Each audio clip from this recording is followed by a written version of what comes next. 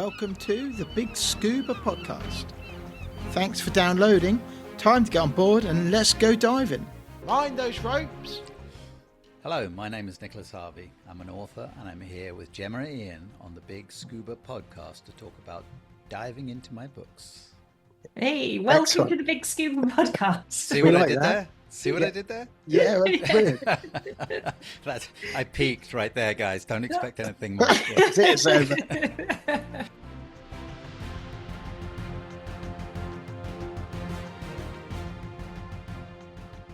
Hello and welcome to the Big Scuba podcast. My name is Ian and with me by the power of Zoom is... Hello, my name is Gemma and welcome to the Big Scuba podcast.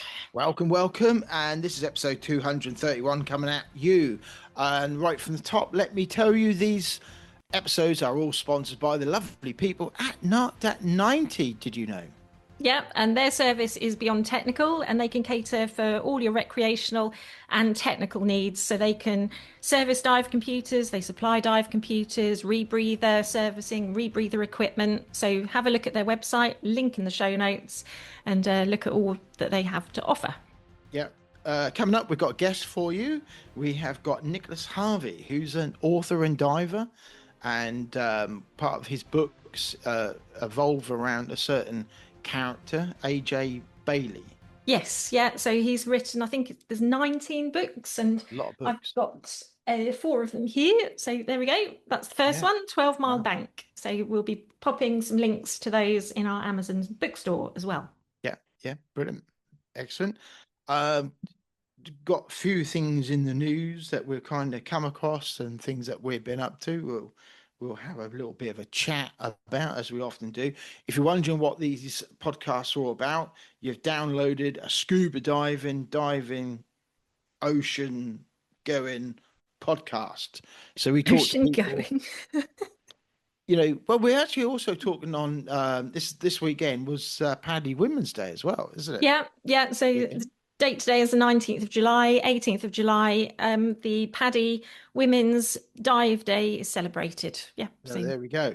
But we talked to many people from the diving world who've done, weird and wonderful things in diving, really deep stuff, shallow stuff, explorers, you name it. They've got some connection to the watery world. We get them on and we have a chat. Some of them probably never even heard of. Some of them are just divers. They love their dive and want to come and talk to us, and we talk to them too. So some of you may have heard of, some you won't. So look back. There's 230 episodes for you to download. They're all there free, all sponsored by the Not At 90. And go there, and you can go to our website, which is thebigscuba.com. And it's a good place to download it. But we are, as you've found, across all the other podcasts. Yes, and you don't have to be a diver to listen to this podcast, because there's always some, useful life nuggets that somebody has got to bring. And again, it's not all scuba diving. There are free divers, paddleboarders, artists, magicians, astronauts. Yeah, so people from all walks of life, but they've just got this connection to the watery world, and they've got, they're bringing their inspiration to inspire you as well. Yeah, exactly. Coming up this weekend, so we're recording on the 19th of July, but coming up in this week, the end of this, in a week's time, is Snorkel Fest at Divers Time, the Spring Lakes at Long Eaton in Nottingham. Have you booked your tickets? Yes. So it's a festival. So there's going to be sort of music, DJ there, and then there's food, barbecue, music. Yeah. And then the star of the show, Andy Torbit's going to jump out of a plane, skydive and parachute in, and parachute into the lake, West Lake, and go for a dive. So action man. Yeah. Does you like to make an entrance, and it does, and it does the same at Tesco's. Apparently, parachutes in. For his weekly shop. So we're really looking forward to next Saturday and seeing people there. We'll be there with the flag will be flying. We've got some banners up on the stand. Got a new banner. So come and have a look. There's going to be one underwater. One in the lake. There's one underwater, and you can get a slap strap. All you got to do is go find that banner, come back, let us know where you found it, and make sure you scan as well. There's on the one in the car park, there's a little SQR Wizzy thing that you can scan. That takes you to the website. Register that you're following us. Let us know, and let us know where you found the banner or Scoobs, and you'll get a free gift. Yeah, so we look forward to seeing you. But yeah, book your tickets. You can either just attend or you can book a diving ticket as well. It's only £20 and you can Yeah. go for a dive as well. Yeah, diverstime.com. So make sure you get booked up. Get it. Do it. Chris Taylor, he was a previous guest, 168.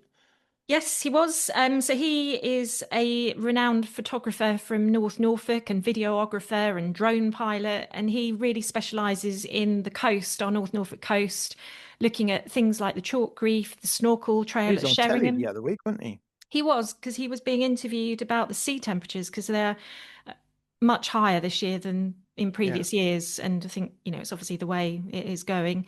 But he's done some videos. He's got a YouTube channel and amazing wildlife on the Sheringham yeah, Snorkel Trail and Chalk Reef. Yeah. So it's really, if you just want to not dive, but snorkel, you can see an amazing amount of life. Yeah. Go yeah. on low On a low tide. tide, yeah, Yeah, and his YouTube channel, it gives you tips on what equipment you need for snorkeling.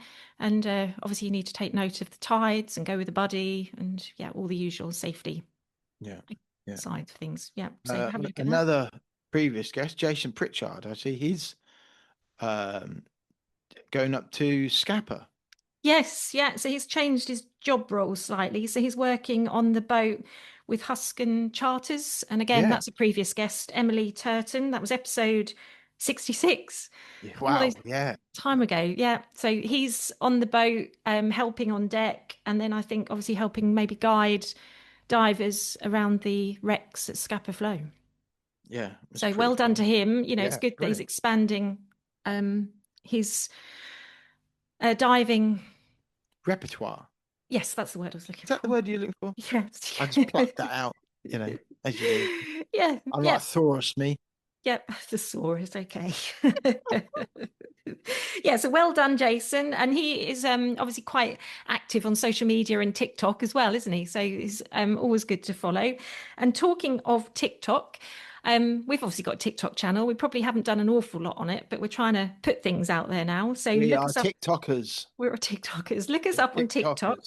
TikTokers. But we put some posts up there recently, and GhostNet Ireland, I think I tagged them in and they responded. They're quite a new setup. So Right. I've invited them on the podcast at some Oh, point, but cool. do look them up because obviously they're doing great things of recovering all the GhostNet gear, Yeah, I bet so. discarded fishing gear over in Ireland.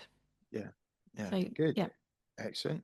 In France, what did you find on in France, you said? Yeah, that was another one just picked up over the last week. International Diving Federation. So it's another agency. So he's now just become an instructor trainer for that Nice one. organization. Yeah, So that's really brilliant. good. So he specializes in tech diving, open circuit and CCR, and cave and mine diving. So if you're thinking about going down that kind of journey with your diving, then he sounds like the man you need to look up. Brilliant. Sounds good. What have you been up to? Um, Working, doing lots of running. Yeah, So just keeping that dive fitness. Looking forward to the Farne Islands trip that we've got coming up shortly. yeah. So that's been sort of the major focus. Been in the And sea quite a lot as well. So Saltfest, and of course we'll be in Saltfest as well, won't we, next yes, week? yeah, yeah. And you've been doing your side mount fitting. That's Yes.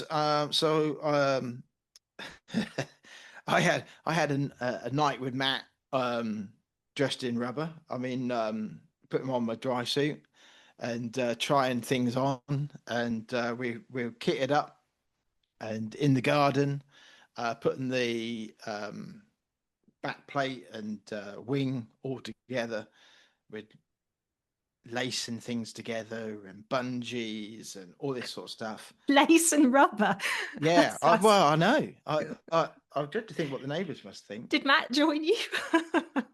Matt didn't want to join me. No, it was just me dressed up in a dry suit. I said to him, I'm so glad it's cooled down this week. Otherwise, that would have been a quite a sweaty experience. Yeah. So how did it all feel? All right. Yeah, actually, okay, actually, and it's fairly straightforward, I have to say. And the whole thing was side mount. From what you know, I'm right just at the very start. If anyone's listened to this who's been side mounting for years, will probably be Sharon there. You know, I was going to say the wireless, but anyway, the point of it is, it just seems really straightforward and built on people's experiences. I had a few people message me about, bungees and stuff like that.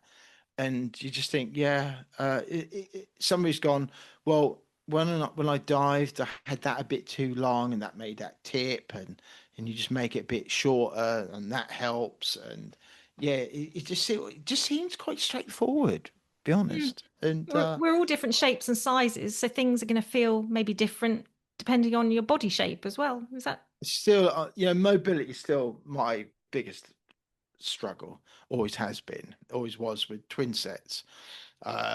So having the actual hooking on was a little bit awkward at first, especially with dry suit on, and actually doing it in a back garden rather than in the water. It was a little bit awkward because obviously you can't, you Got buoyancy. buoyancy and stuff like that to help you. But on the whole, it felt all right actually. I'm, looking forward to it, and everything that I'm learning sort of says to me I'm probably going to really enjoy it actually. So, Yeah. and when you have the weight, the 212s, which that's a fair bit of weight, let's face it. I said to Matt, I can see why you do Wayborn with 2.7s Mm. because it's virtually the same amount of air what I had in my 15 litre, but rather than having two great big 12 litres, you think to Wayborn that's a fair old hike in all your dive kit, isn't it? To the water's edge, Mm. unless you jump in and do the whole swim thing. But with 2.7s, it's just nicer. Yeah. So you can just walk up the beach with those attached to you. Yeah, but for someone like Wayborn, where a 45-minute dive going around the wreck a couple of times, Mm. the depth is what, 8 meters to the bottom. It's not deep. It's a nice little bimble to do on a Sunday afternoon. And why take out two great big heavy 212s? When you can do it 2.7s, still have 45 to 50 minutes, maybe an hour dive, Mm. and have a you know diving is about making life easier for yourself, not making it harder, isn't it? For Well, some, you don't enjoy it if it's I hard don't need to work. do weight train. I do that at CrossFit. I don't need to do weight train across a beach with all my kit on. So No. yeah, so I should probably do the same thing as well. Get a couple of sevens, and do that for more shallower beach dives, and get some 12s for some deeper stuff. Mm. Yeah. So it's just getting your open water Yeah, dives so that's the next done. step. So now we've done the fitting because we want to get that done before we go to somewhere like Gildy. So the next step is go to somewhere like Gildy, jump in, and now the wing and all that has now all been set and kind of put together. Then go to Gildy, jump in, and have a dive there, and then probably go to Stony, where we Mm. can get some depth. Yeah. Yeah, that's good. So Yeah, probably September because August, 4 weeks is just goes so fast, and it with holiday stuff and bank holidays kids, as well. bank Yeah. holidays, trying to do some other diving and stuff. So I'd imagine we'll probably pick this up in September, but Mm. we'll see. I'll keep you posted on that. Yeah, it's another journey to watch. So Yeah, there we go. yeah, look Yeah. forward to Yeah. it. Right. So also, yeah, if you've got any other guests you want to recommend or recommend yourself, then drop us a DM or drop us an email, and yeah, we'll start doing. We've got people booked, and we've got episodes to come out over the coming July into August, but we'll start recording mid-August again. And Yeah. yeah, so if you've got any recommendations, pop them our way. Yeah, yeah. Maybe you just started down the side mount journey. Mm. Raise your hand, let me know, and get in contact. Let's get you on. We'll compare notes. It'd be good. Yeah, yeah, no, that'd be a good topic to cover, wouldn't it? Yeah, Side yeah, mount. We've yeah, not had yeah. a side mount diver as such, specifically Yeah. talking about a topic like that. for a Yeah, we while. had Side Mount Steve, haven't we? But that was a long while Long ago. while ago, yeah, yeah. Yeah, we haven't had one recently, I don't think. No, so, yeah. So if you've out there, drop us a line.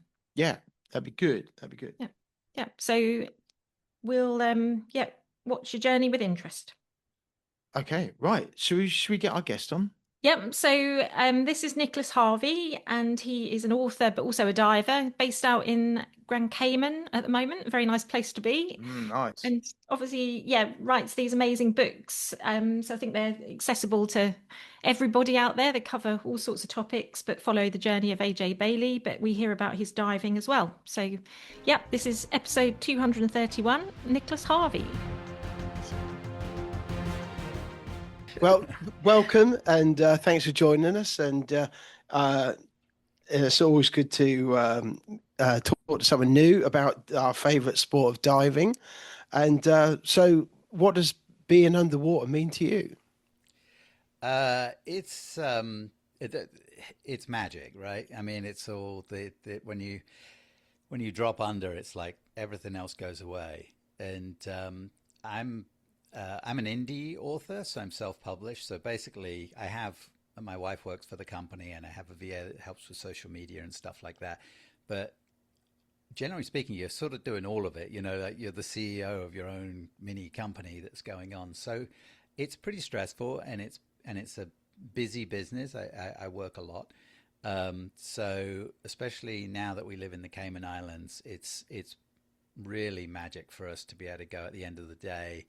Like I need to go get in the water, you know, and you literally decompress in the way we talk about it in our lives. Nice. And there's within 3 minutes of where we are, there's 3 or 4 spots we can just grab some tanks and drop in. So Wow. it's brilliant. Yeah. Wow. That'd be nice, wouldn't it? It would be really That'd be nice. nice. Yeah. I'm spoiled. Yeah. Yeah. So how did your scuba journey begin? Yeah, interesting. So, you know, I grew up in England until I was about 21, and then I moved to America. And when I was a young lad, I was born in a suburb of London, but we moved when I was really small down to the south coast, Middleton-on-Sea near Bognor Regis. And so the ocean to me was a bit terrifying, to be honest. It was this dark, murky kind of, you know, thing. I was scared of anything that was under there. It was kind of creepy. So scuba diving had never really come on my radar. But when I moved to America, the family I had stayed with by chance was divers. And we went out to Catalina, and they went diving one time, and I watched them disappear into the water, and like they said they're going down to a shipwreck. It gave me the willies in the worst way possible. I was like, no, there's no way. So moving on many years later, my wife, Cheryl, and I were in Grand Cayman on a holiday, and this was 2001. And she said we should try the scuba diving. She'd done a couple of what they called resort dives back then. And I said, yeah, okay. I'm not sure about this whole thing. I'd snorkeled, you know, in like in Aruba and stuff. And again, I felt like fish food bobbing on the top. It's 2-dimensional, you know, and I felt like anything could come up and get me anytime it wants. I mean, I've really had this almost a claustrophobic feeling when I snorkeled. So I was like, I don't know. But anyway, they put the gear on, and I swim around the bottom of the pool. I'm like, well, this is great in the bottom. I love it. It's fantastic. But it's the bottom of the pool. What about when we go out there? So anyway, they took us out and took us to a dive site called Aquarium, which is exactly what you would picture it to be in Grand Cayman, right? Great name. Yeah, brilliant. It's like a bowl kind of reef section, and it's full of juveniles, everything. Just pretty shallow, lit up with color. Wow. And it changed my life, quite honestly. I mean, it was like, you know what? I think I can do this. And so that's where it all began. And it was my wife, 100%. She's far braver than I am. And she talked me into doing it, and then it went from there. We were living in California at the time, so we did, I think the next year we went another trip down to Mexico, and we did a resort dive. It went good. and they did the typical, hey, just 2 more dives, read a couple of pages in a book and you're certified. We're like, really? Okay. So we did the whole PADI course in something like, I think it was just over 24 hours. Oh, wow. From beginning to end. Yeah, not well, Ian. No, just fly through it. It was not done well. Wing it. Yeah. But it was done. Yeah, literally, the dives we did were in this bay, and it was the current was rough. It was currents. It was everybody was getting sick. You got down to the bottom, you couldn't see a thing. It was this sandy bottom, just churned up. And the guy was doing some other course with another lady, and then the certification with me. My wife got sick, and she never gets sick on a boat. She couldn't even come down because she was sick. So I'm hanging on this line. I could see about 4 feet in front of me, and he just show up out of this gloom, the sill. I go, okay, navigation. Okay. Yeah, it was crazy. So when we got back to California, we went down to the local dive shop, explained my wife needed to do the dives because she'd done the coursework. And we explained what happened. And a wonderful lady in the dive shop there said, I'm about to start a course which takes weeks. Why don't we have you drop in that and kind of redo everything? And then we're going to go over to Catalina and do the open water dives. And because I was certified at that point, she said, no, just sit down on it all. And then when you come over, my boyfriend's coming with us. You can just go dive with him while we do the course stuff, Yeah. And so that's what we did. So, and yeah, Craig was her boyfriend, and he's still one of my best friends to this day. Yeah. Just as well that happened. Yeah. Yeah. Oh, it was very, very fortunate the way it played out. Yeah, it could have been a very short scuba career. Yeah, yeah. And I think it's all about having the good mentors and the teachers along your journey that make diving. Yeah, it's a huge part. Yeah. Yeah, it's amazing the influence, there's a lot of people, and I'm sure there's a lot of people listening to your show that are instructors and DMs and what have you. And don't underestimate the influence you can have on a person's experience. It's a big deal. The kid, his name was Nick actually, and he was English, who gave us that first DSD in Cayman. If it wasn't for that experience that he made so good and comfortable, I never would have done the next stuff in Mexico, which was, if that was my introduction, yeah, I wouldn't have continued, right? And my wife certainly wouldn't have continued. And then the experience in California was brilliant again. And that's what we went, okay, all right, here's how it's supposed to be. That's not how it's supposed to be. So it was worked out great. But yeah, we meet so many people diving. I mean, you just think about it. If you guys have been doing it for years and you go on liverboards, you go to dive resorts, you go on dive trips and all this stuff, the people you've met and the friendships that you make over the years that stay with you, right? Yeah, no, it is incredible. And, it is quite a niche sport, but yeah, you do meet some, well, you've all got a common interest, haven't you? And, you know, that pulls you all together. Yeah. Oh, it's This episode is brought to you by Narked at 90, the cutting-edge pioneers in the world of diving equipment. Meet the founders, John Routley and Brent Hudson, who have logged thousands of mixed gas dives over the past 3 decades.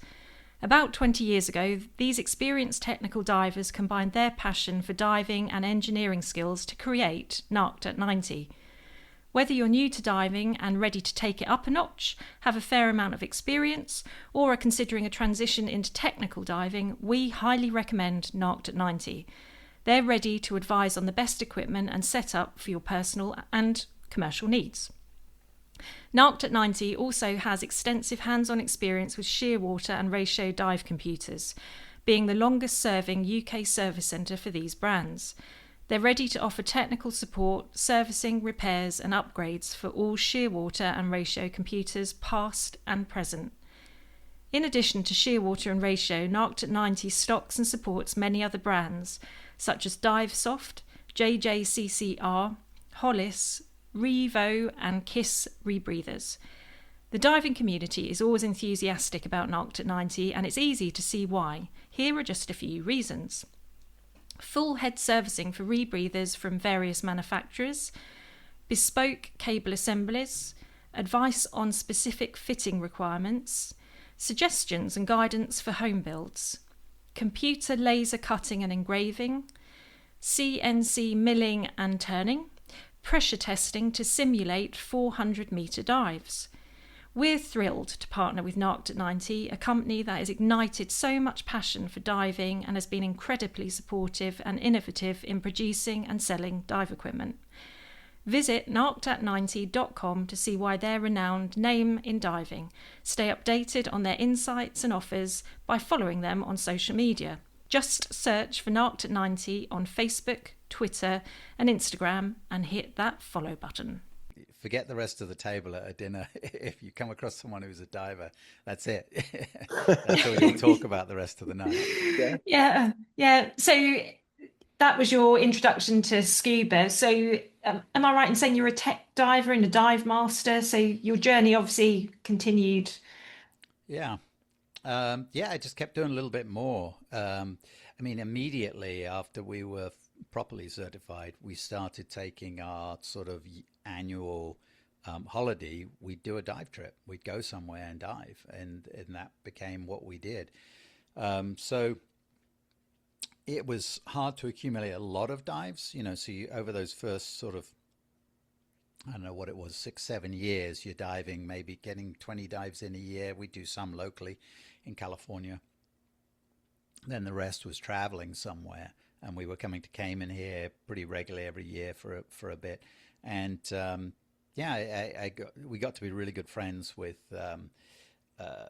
Casey and Keith, who ran Neptune's Divers here in Cayman. And so once we found them, that's what we wanted to do. We wanted to go to Cayman and we'd go diving with Neptune. So as it all evolved, I'm like, I wanted to do a little bit more. I'm someone that's pretty keen on learning stuff and figuring it out. And I'm a wee bit focused and obsessive when it comes to that sort of thing. So I just kept doing a little bit more. And then, 1 year, I'm like, Casey, how about doing the Divemaster thing? And we came for 2 weeks and I did my Divemaster course with them. And then later on, I was starting to write some tech diving into the book series. And I had a really good friend, Drew, who he was here in Cayman, photographer, tech diver. And I would get hold of him and going, okay, run this scenario through for me, run it through the programmer and make sure it's legit, right? It works and what gases you'd need. And I go, okay, here's what's going to go wrong. Now what has to happen, right? And he'd run it all through for me. And it got me more and more thinking about it. So a few years back, we were nomad. My wife and I went nomadic in 2019, the middle of 2019. We kind of sold off everything and got a motorhome, which we lived in America. Yeah, and at the time, I decided I'm going to switch careers and I'm going to try this writing thing, because that's what you do in your 50s, is just switch careers completely. And because it's really sensible to do that, especially when you're pretty successful in what you're doing and getting paid lots of money. It's best to just cut it off and go with something you have to start from ground zero. So we did that. And but what we'd do is we'd fly overseas. We'd find somewhere, get a place to stay, and go live and work from there. And that's what we did during this sort of 6 years we were nomadic before we settled finally here in Cayman. And so we were in Bonaire for 4 months, and I'm like, I think I want to do my tech course. And there was TDS were in Bonaire. They're a great group of guys, and this guy Brian did my tech course with me, and I loved it. And so now I'm writing it in the book, and now I can look up, the program and figure out all the dives myself and put it in there. It made a big difference. Yeah. I think I had a couple of books where all I was doing was having my character AJ tech dive, and some of the non-divers and just casual divers who like the books were getting a little bit, okay, what's all this mixed gas business and stage this and decompression? Yeah.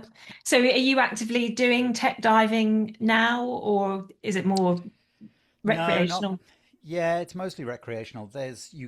Here on the island, the dive tech and in depth both, and I'm sure there's some others that can do it, but they're the two main ones who will do tech stuff and have the facilities and gear and everything else. So I've been chatting with some of them about doing some dives to get back into it because I pretty much did my certification and didn't do much else since.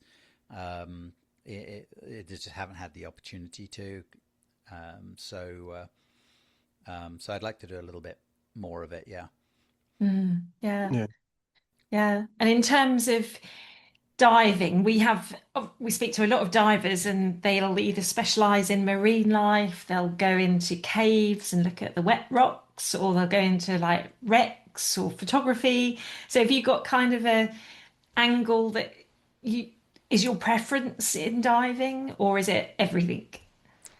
Pretty much everything. I've kind of dabbled into the photography a little bit, but I know myself, and if I start really getting into it, I'm going to really get into it, and then it gets really expensive, and it's or not a cheap hobby to start with. So I love wrecks. It was something again growing up like. The idea of going near a shipwreck was terrifying. So now we were in the Keys for a couple of years.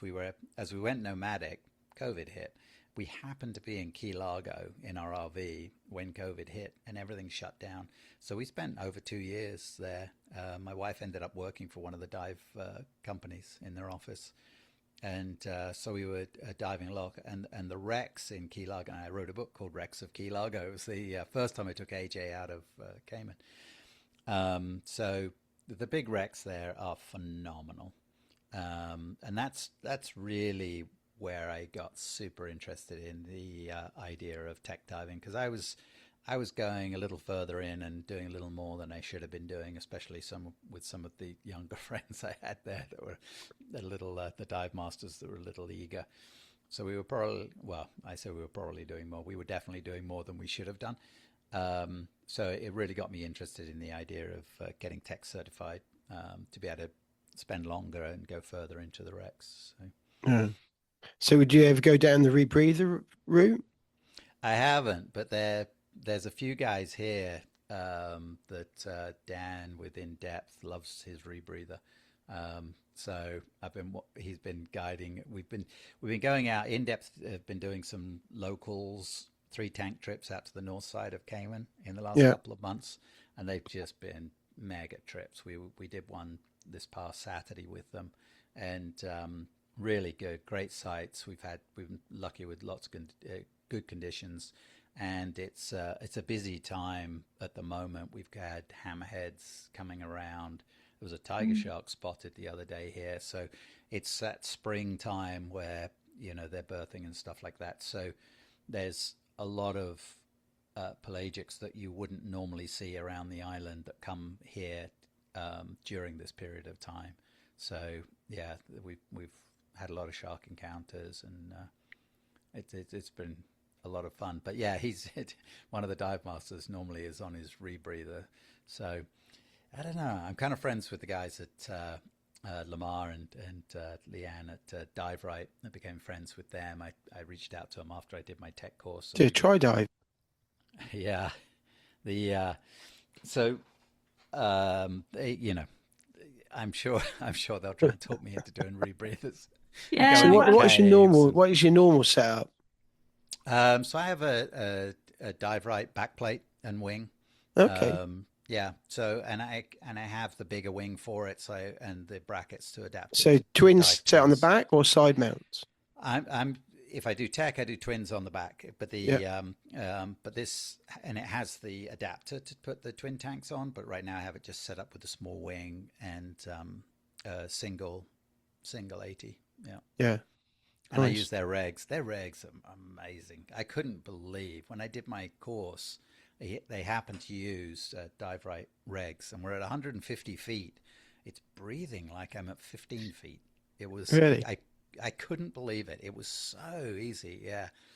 And I was on Trimex, which is like I'm at 150 feet, and it feels like I'm at 60 feet.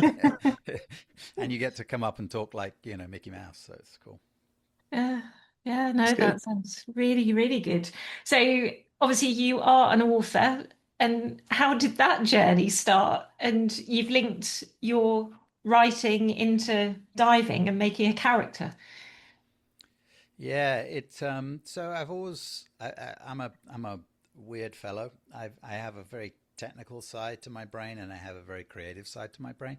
So I've always been into creative stuff, whether it's artwork or writing in some ways. And I dabbled writing some screenplays and played around with it. And it was always a goal to write a book at some point. And but it's pretty daunting. I mean, the main reason I wrote screenplays was that they're not as long. It just seemed like I might be able to accomplish that. And I did. I wrote several of them. They never went anywhere, but it was great learning. And but I always wanted to write a book. And I had these ideas, but there was a piece missing in the ideas, which was a brilliant excuse not to actually sit down and start writing it.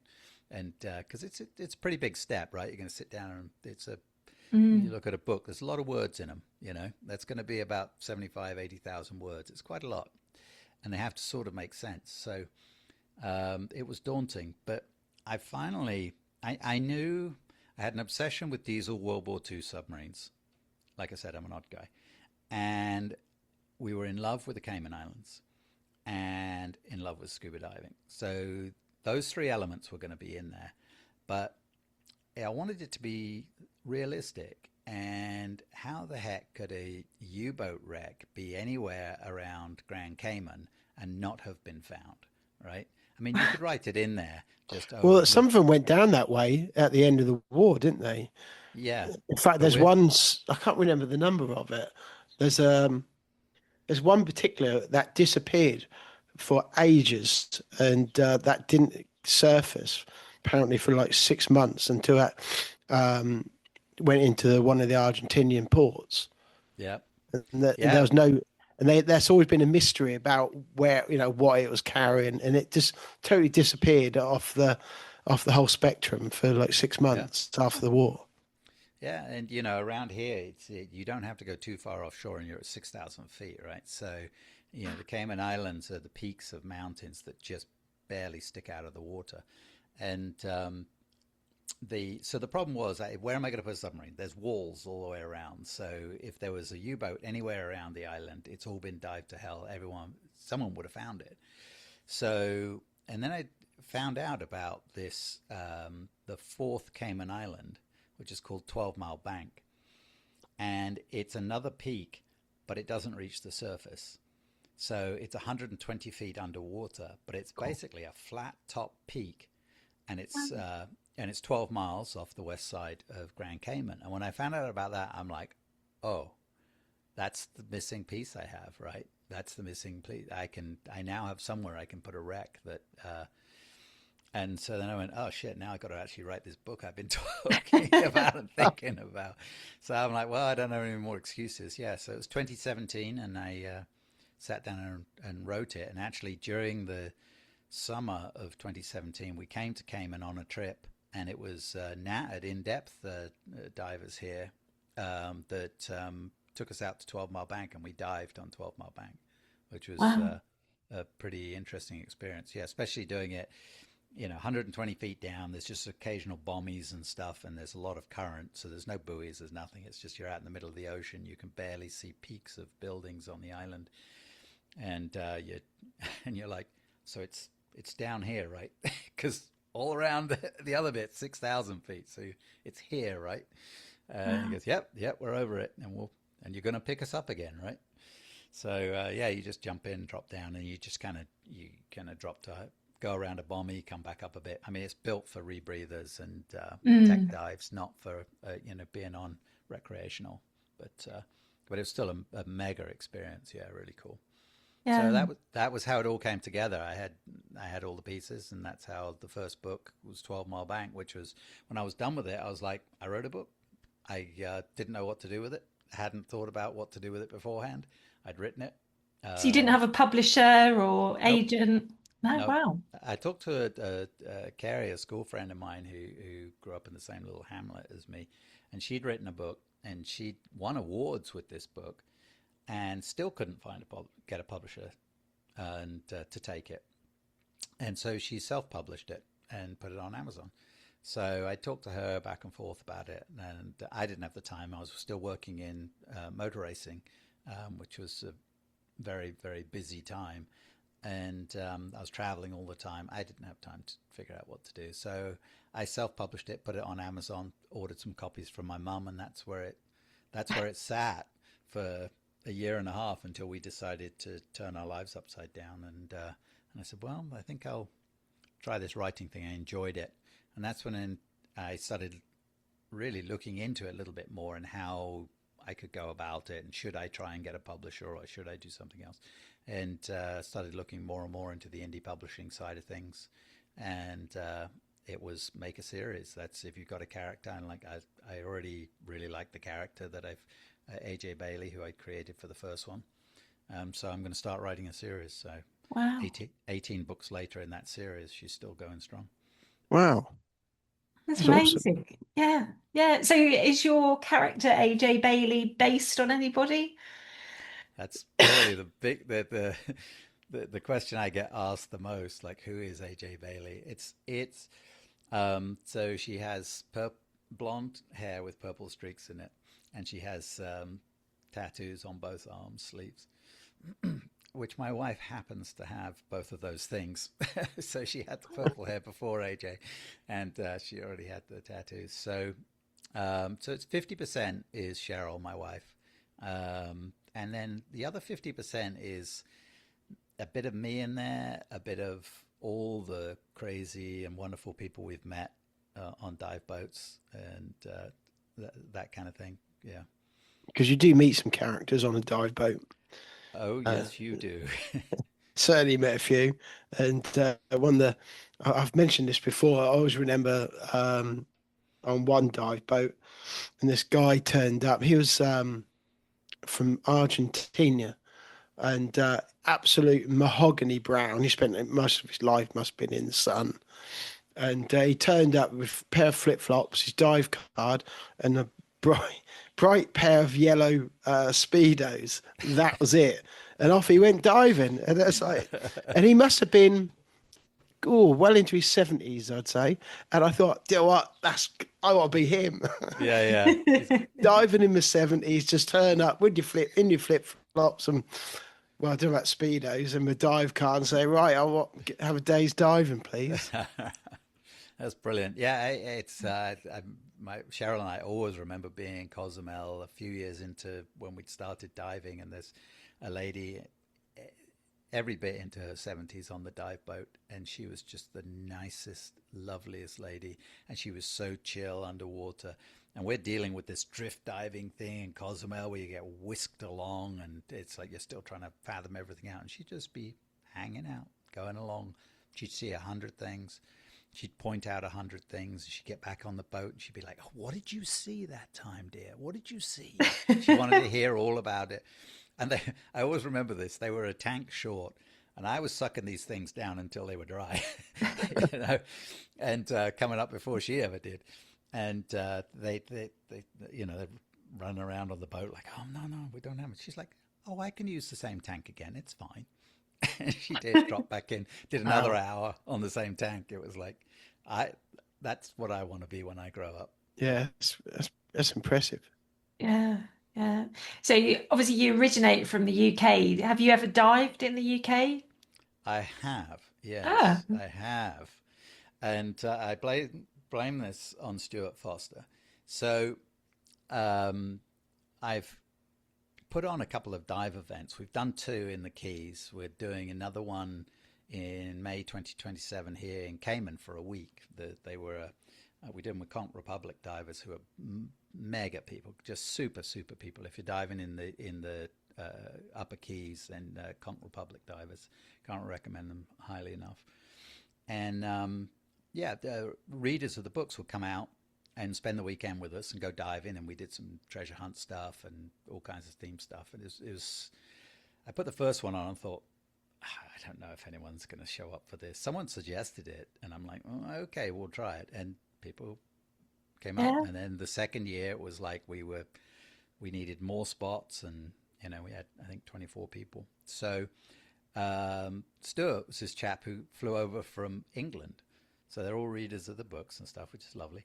And Stuart was a reader of the books, and he flew, I couldn't believe it. He flew over, he lives in Brighton. He flew over and did the event with us. So 2 years ago now, I think. We were going over to the UK for a trip, and he said, "You got to come down and see us. I'm going to set up. We'll go diving." I'm like, "All right." And we were working so we were still being nomads, and we were working there for a couple of months. So we went down to Brighton and went out with his local dive group, and I got so lucky. It was the English Channel was like a mill pond. It was flat calm. It was clear blue skies. I think it was in June, I think. And we went about 8 miles out in a rib and dropped on a wreck. And I can't remember the name of the bloody wreck now. But it was a trade ship that had been torpedoed at the end of World War One. So it was all broken up, a big boiler, and you could see the propeller was huge, and they took us around that. So we did it everyone else was in dry suits, and we're dry suit cert because we did Silver Fissure a few years back. But but we said, no, we'll do it in 7 mils because we did dry suits for that and haven't been in them since. And it's, you spend half the time trying not to go upside down when you're not in them regularly. So we said, we'll do 7 mils. And actually we weren't cold. It was kind of like diving in Catalina in the winter. So, it was a brilliant experience, but we got so lucky. Lucky.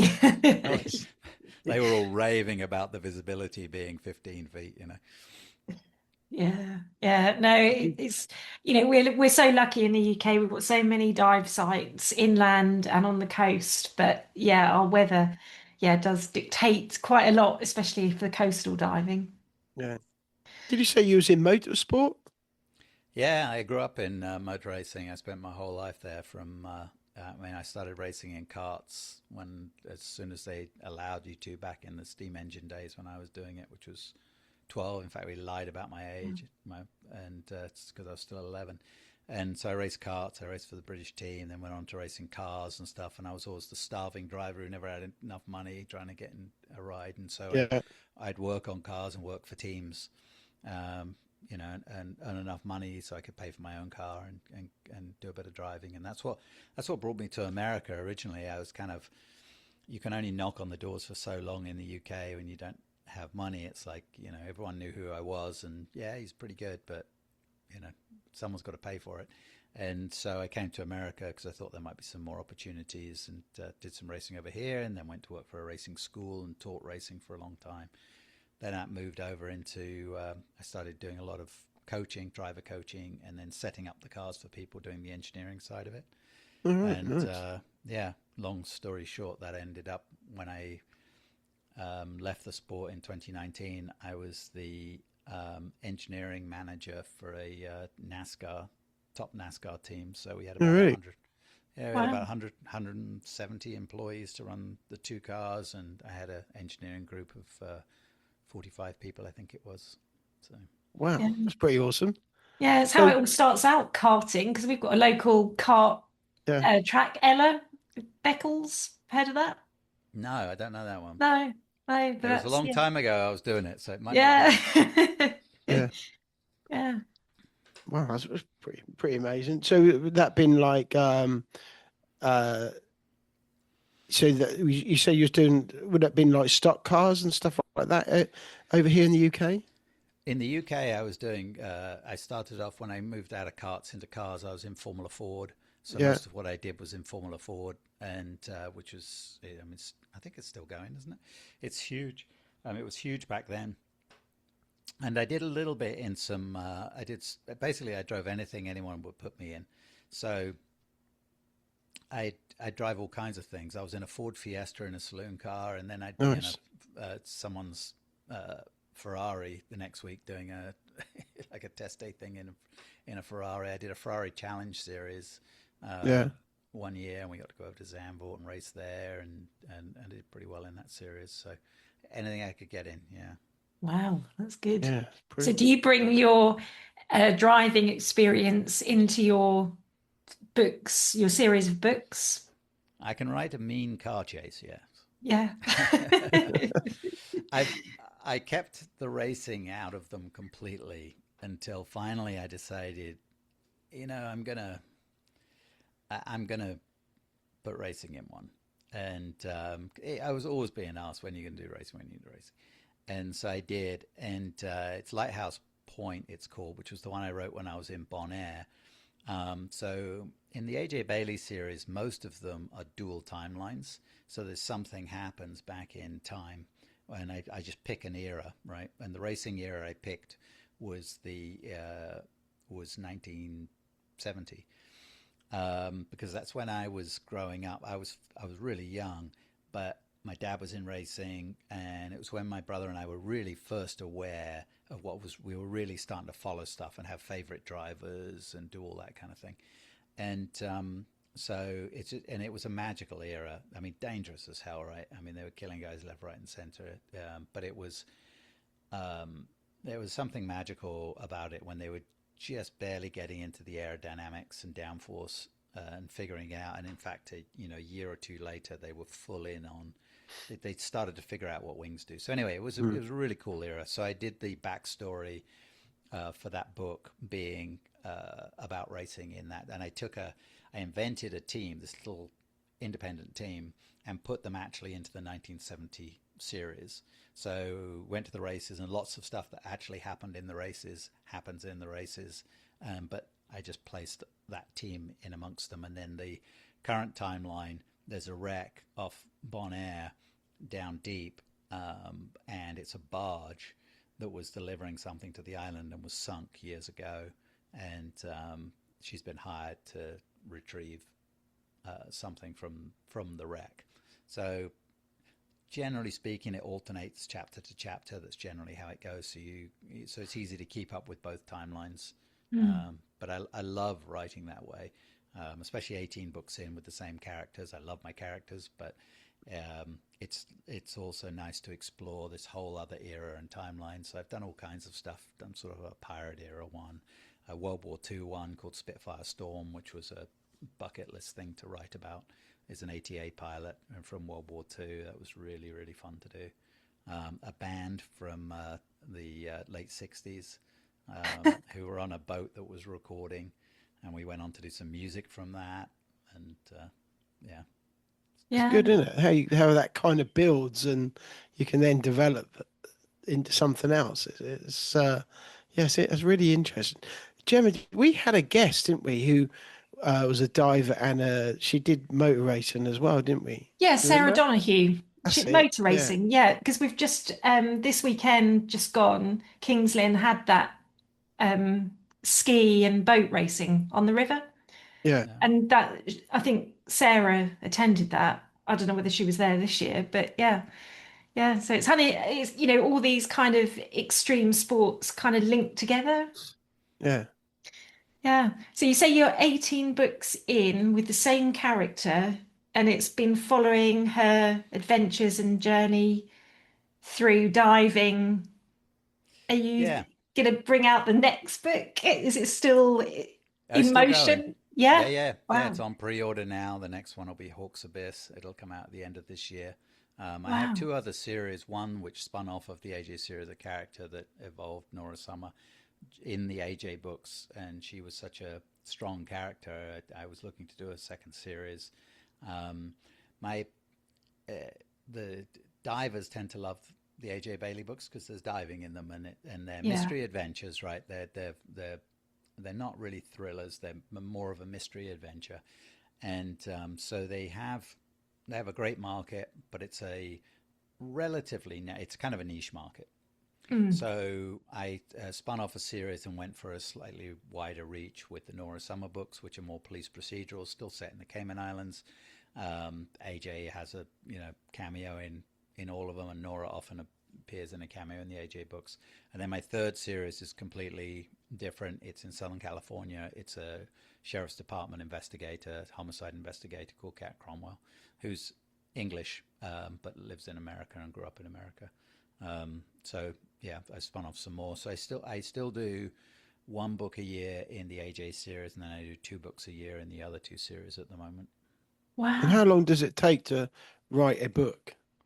So I work on essentially a 3-month rotation. That they overlap slightly. So it takes me about 7 weeks to write a book, which is to do the actual writing side of it, which is relatively fast. If you look at traditionally published authors who put out one a year or one every 2 years, or if you're big enough, you put out one whenever you want. But the indie model is more rapid, and I'm actually there's people putting out a book a month, and but I can't write that fast. But I do every 3 months, so that does 4 books, and then what I do is I squeeze in the other one in between, and then I have a co-write with a good friend of mine, Doug, who I do the podcast with, and we try and squeeze in our co-write. They're a little bit shorter. They're more like 65,000 words, and we're only writing half of it each. So we try and then there's extra things that come out. I'm going to be in an anthology, a thriller anthology. So I wrote a short story with my cat Cromwell character that's going to be in that comes out in at a big author conference in November in Las Vegas, with other authors. So yeah, it's a busy time. Yeah. Yeah, you sound busy. How do you get time to do a podcast? Because we know how long it takes to, it's not just the recording bit, it's the everything editing, else social around as media. well. Yeah. How long? What got you started in podcasting? And I blame Doug. yeah, It was it was one of those conversations. I had this silly idea that I thought it would be good to do it. I talked to my mate Nick Sullivan, who's a narrator, and he'd been doing some podcast stuff, and he said, "No, I'm just too busy." So I spoke to Doug and said, "Hey, I've got this idea about doing a podcast." And he goes, "Yeah, I'm in. I've been thinking about the same thing. Let's do it." So it just sort of snowballed from there, and we started doing it every 2 weeks. And that was a bit more manageable, and then we really needed to go weekly, and we did. I mean, we did everything wrong to start with. I mean, we thought we'd set up a podcast. It's called the Two Authors Podcast, and initially we were going to have other authors on sort of every other podcast, and have other maybe book related or celebrity type people on. Like we had a friend of mine, James Hinchcliffe, who's an IndyCar driver, retired now, but it was an IndyCar driver, and he's now a commentator. And so we had him on. We had Jill Heinert on. I reached out to Jill, and she was brilliant. God, it was lovely. Yeah, she's another podcaster. Yeah. She was brilliant. She came on the show. So, but we thought, our readers would like to hear the podcast, and it turns out, no, the ones where we had other authors on, other authors or budding authors listen to those shows. And so we quickly saw that trend, and we went okay, so it's just going to be author and related. And so from season 2 on, it's just been that way. And now, yeah, we've been really fortunate. We have some industry people on, and we just did one from London. Actually, we recorded it in London. We were at the SBS author conference in London last week, and we recorded a show from there. But yeah, it's going quite well, and it's growing. But how do we fit it in? It's always like, because we have to align both our schedules and the guests, and then the last quarter of 25, Cheryl and I were in New Zealand. Our daughter and son-in-law are in New Zealand, so we were in work from New Zealand for 6 weeks. Then we did a week in Fiji diving, which was actually the first holiday we'd had in ages, and where I wasn't allowed to write or work during the week. And it was a brilliant trip. And then we went to Australia and spent about 6 weeks in Australia working from there. So trying to align podcast interviews with people around the world. Doug in Tennessee, and then we had some guests in England, guests in the US. It was quite tricky. I was getting up at 4 a.m. just so we could align schedules to be able to record. Yeah. But it's fun. We've been doing it 6 years, and it's still good fun. And and it's the guests that make the podcast at the end of the day as well. Yeah, I mean, for us, it's been a brilliant networking thing. For us in the industry, we've really got to know people on the industry side of it, but also author side of it. We've become friends and networking, and they help promote your books, and It's a very supportive environment in general, especially the indie author community is very supportive, and everyone tries to help everybody else, which is really nice. Yeah, I suppose it aligns to like the scuba diving community because it is quite niche, isn't it? When you say Yeah. indie authors compared to sort of diving, yeah, that's it. Yeah, yeah, and and like most things, unless you're involved with it, you don't know what it's Mm. all about, right? You don't know what goes into it. So, a question the indie authors get asked a lot is, oh, you write books? That's lovely. Yeah. So what do you do for work? Yep. The other one is, do you make a living doing that? So, yes to both questions. Yeah. Yeah, well, it's if you're 18 books in plus the other series, you're doing a good job. Yeah, it's the business model for the indie. It's keep feeding the audience. There's and you're doing it in series. So you market the first book. If they like the first book, then there's plenty more for them to read through. So, because the marketing side of it, like everything else, especially at the moment, is really hard, really difficult to find marketing areas that will work Mm. and get stuff out. As social media goes off the rails and all these other things, it's harder and harder to reach people. No one ever bought anything they didn't know about, so you have to reach them somehow, and so it's harder and harder. But if you've got a series, then if you can get someone interested in the first book and they like it, then they read through. And fortunately, I have a pretty good read through rate that's strong. So if people tend to pretty much if you look at the book and read the blurb, if it's not of interest to you, then you're not. It's easy to tell this isn't. With my books, I think it was an AJ. But once you see the blurb and go, yeah, I'm kind of fascinated by that. You're probably already interested enough you're going to like it. Yeah. Yeah. And it probably, yeah, is a good model. I remember reading about two guys that used to adventure. They used to go around the world in different, and you just become hooked on that series of books because you want to know what their next adventure is. And it might Yeah. be an underwater adventure or it might be, in the polar regions, but it's, yeah, definitely, yeah, a good way to keep your readers interested, I guess. Yeah, it's character driven. So I think all three of my series, they're character driven. So with AJ, it doesn't matter what she does. It's going to be a mystery adventure. There's going to be something back in time. It's fun to invent something back in time that is going to engage the reader and spark an interest there. But they're coming back again and again to see what AJ and her mentor Reg and his wife Pearl and this little community you build of characters, what they're going to be up to, right? Yeah. Yeah. Mm. So how far ahead do you think about the adventures and the edition of the book? So you're 18 in. Have you got ideas for 19, 20, 21?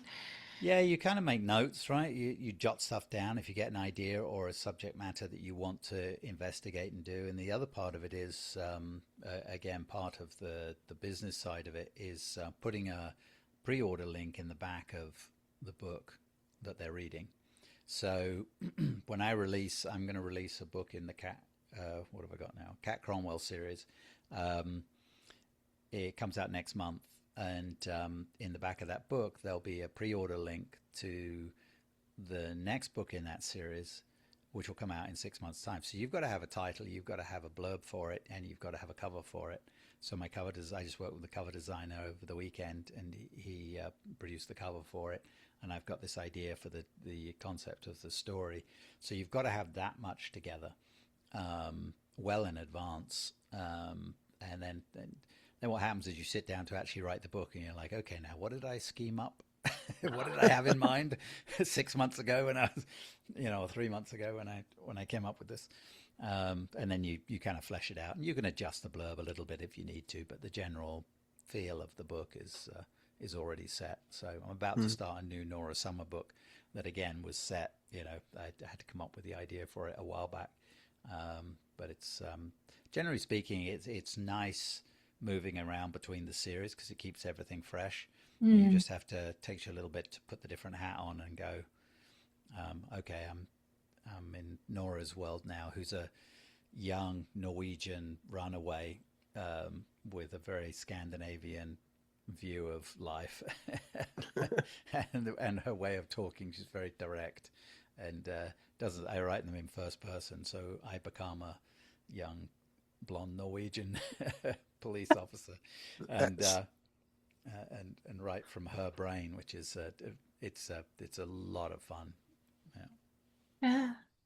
That sounds a bit like that climate campaigner. The witch? What's her name? Um. Can't think of her Oh, I name. can't think of her name now. What's her name? She's been sailing on boats and things. Yeah. Scandinavian young girl, activist. Trump's Oh. favourite friend. Can't think of her name. No, I can't either. I know just who you mean now. Yeah. Yeah. But she's very says it how it is. I can't believe No. can't think what her name is. Three of us blanking on it. Yeah. I can picture her too. I can picture her. I put a post on social media once when she said something, and oh my gosh, the people that on both sides of the fence.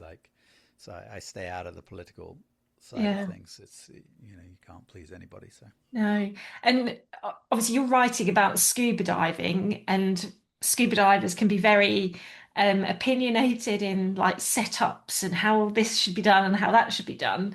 Do you ever get any sort of feedback or kickback from what you put in your books to what the reality of some scuba divers think? yes, I do. Yeah. Mainly positive, fortunately. I try and do the research. Even when I started, I was fairly experienced. I think when I wrote the first one, I was already a dive master, trained as a dive master and stuff. So I kind of had a pretty good idea. So, I'm not putting that they're diving on oxygen tanks and silliness like that you come across a lot. So most of it has been positive. I've had a few negative. I remember one a few years back. I can't remember the details of it now, but they were just wrong. They were just wrong. And the book was fine. It was what they said was wrong, which was interesting. People are amazingly bold on an email.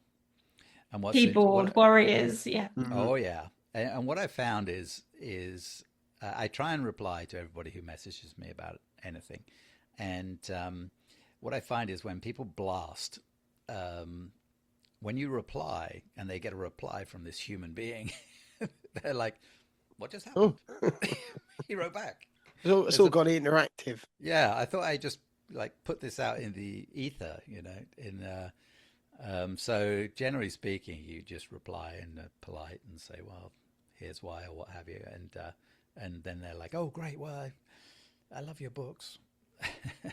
Okay, cool. So it wasn't so bad after all. But no, I try and keep them technically accurate because it's important to me. I want them to be accurate. So most of it's positive. Yeah. The other thing is, if the other comment you'll get is, well, that was silly, or that wouldn't really happen. It's like, well, if you write a story where nothing goes wrong, it's really boring.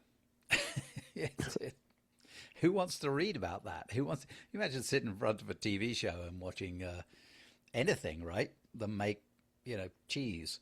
It's not very exciting. So, especially when you're writing mysteries and thrillers and stuff like that. So something has to go wrong. And so it's coming up with ways where your protagonist is not doing something just stupid or making a really bad decision, putting themselves in a situation. It has to be a set of circumstances that puts them in a compromised position, or they're risking themselves for a reason, like to save somebody else or save a situation. They know they're pushing their luck, but they've got to do it to save somebody. Then there's an excuse for putting them in those perilous positions. I think that's key. Yeah. Good. I realised who that person is who I was thinking of. Thunberg or something like that, is it? Greta Thunberg. That's it. I'm Greta sure people go, Thunberg, Greta yes. Thunberg at Yeah. the radio. Yeah, she's that young activist. She's probably 30 by now. She must be getting on, I suppose. Late 20s, something like that. She was like But, 17 when she was going to. I remember Mr. Trump singling her out as.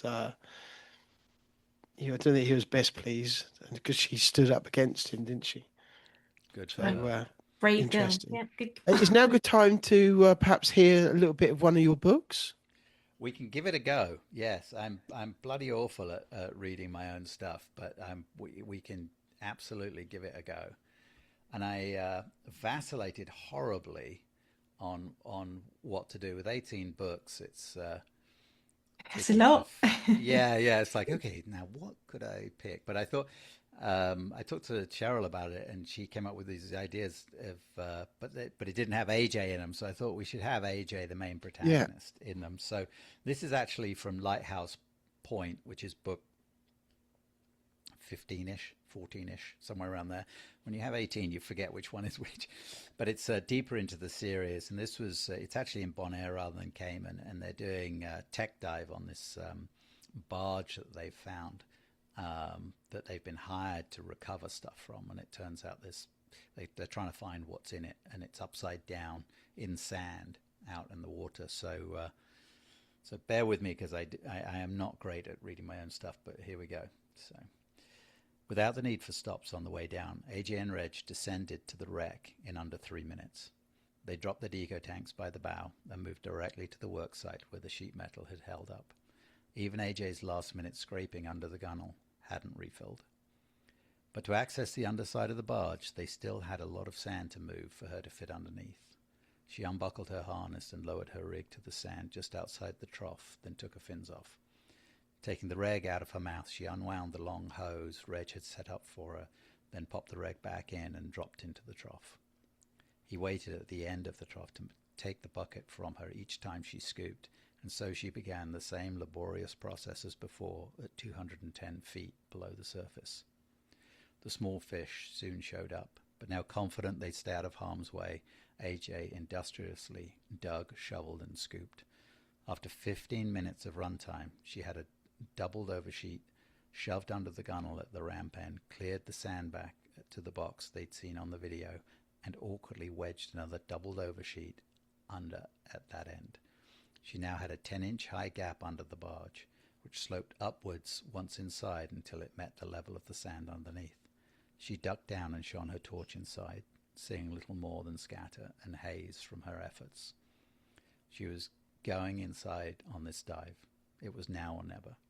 AJ reached down and took her GoPro from her leg pocket and placed it under the wreck by the box they'd seen in the video.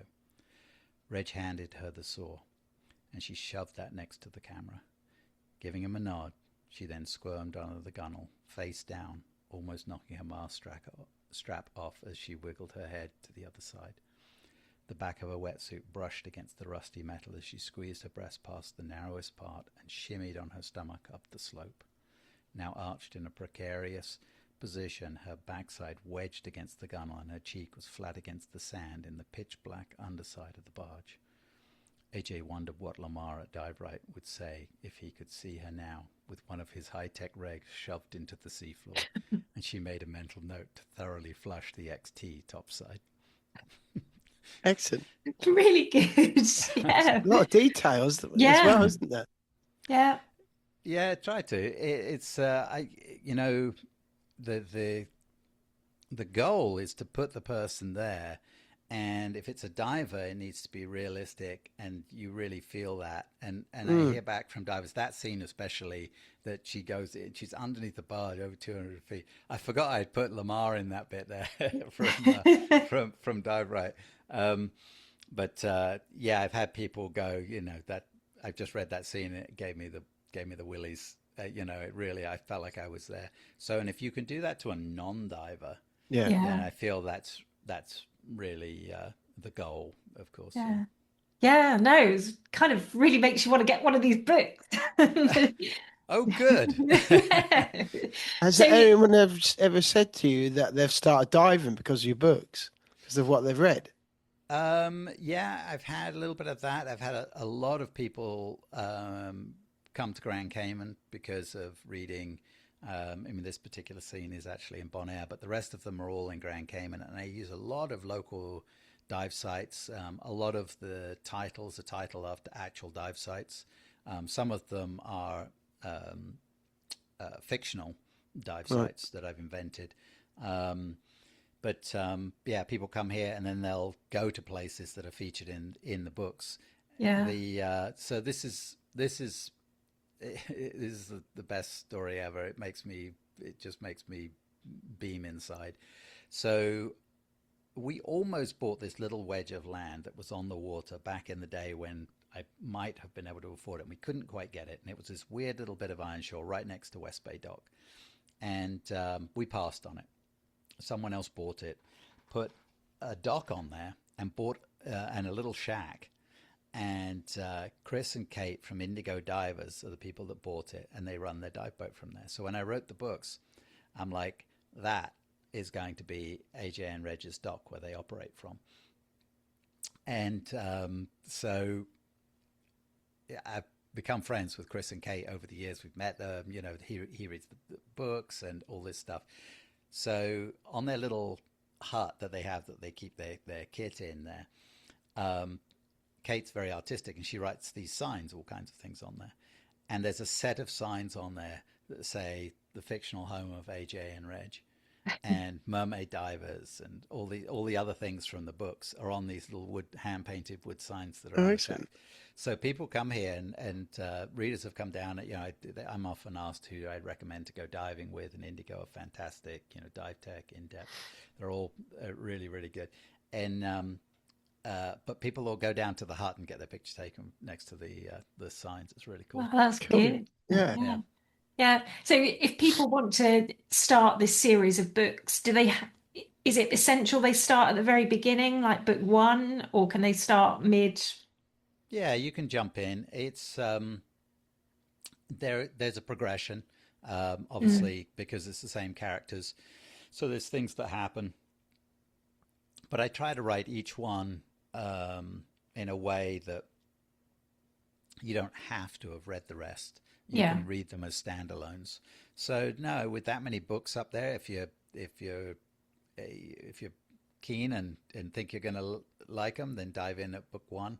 And also from a technical point of view, I mean, that was 12 Mile Bank was the first book I ever wrote. I still think it's probably one of the best stories I'll ever come up with because I had 50 something years to come up with that story, right?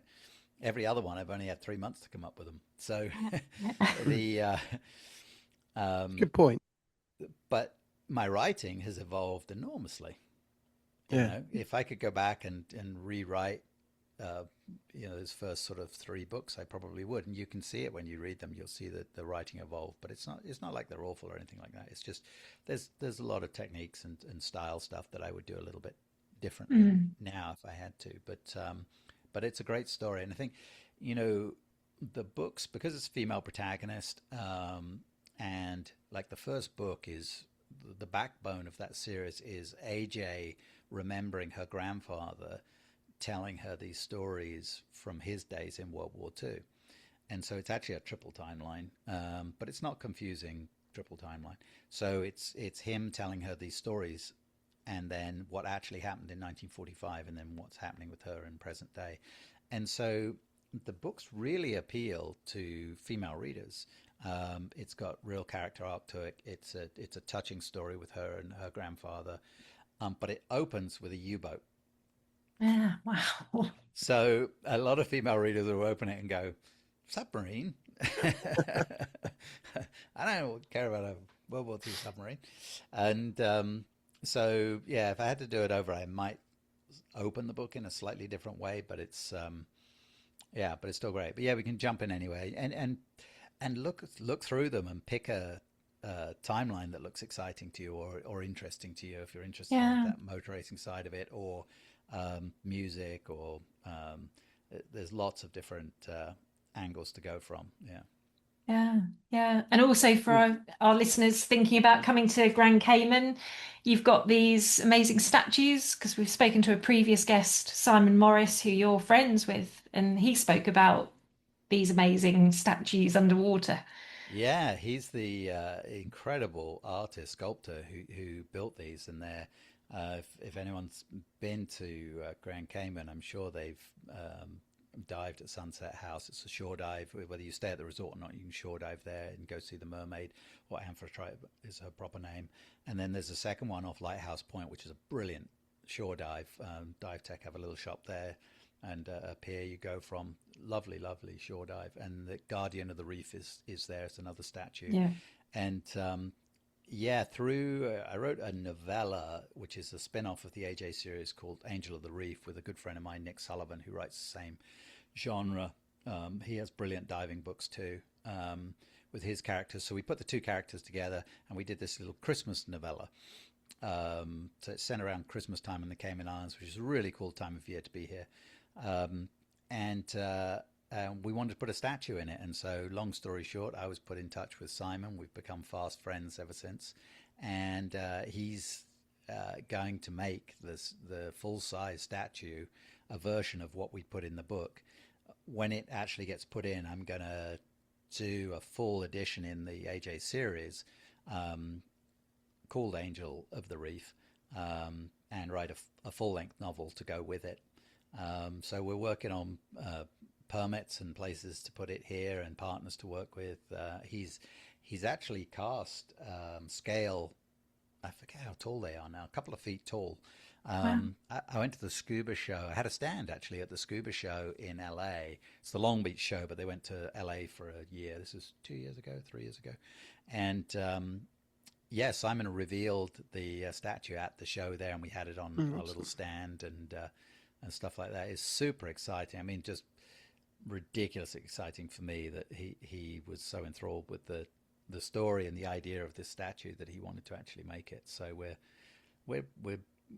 these wheels move very, very slowly, but we're working on it and getting it placed here. We're hoping in the next year, 18 months, there'll be a third underwater statue in Grand Cayman. Yeah. And acting as a natural reef as well. Yeah, he's got a partnership with Reef Ball, who make those domes, right? That people use for artificial reefs, and they're really good at if you're having sand erosion, beach erosion, putting a series of them out there. You find them all over the world. They've done a bazillion of these things, and so it's going to be mounted on top of a reef ball when it goes in. So there's lots of synergy with lots of different angles on this. Yeah. Yeah. Yeah. Amazing how the diving world comes together in all these different connections. Yeah. Isn't that crazy? Yeah, Crazy. it is. Yeah. Yeah, we say it's such a small world, and it is, but then it's so far reaching as well. Yeah, as soon as you just say something and you're connected to somebody else. Yeah. Yeah. Yeah. It's pretty cool. I've had situations where we were in Bonaire. We're sitting at the little bar at the top of the pier where we go diving when we were staying there, and two ladies sat down, and one of them says, "Hey, are you Nicholas Harvey?" And I've read your books. And Oh, wow. there's nothing more flattering in this world. We did a liverboard in Australia, and Mike Ball's liverboard, and we did last year. It was brilliant. And one of the staff on the boat's like, "Oh, I've read your books." And That's good.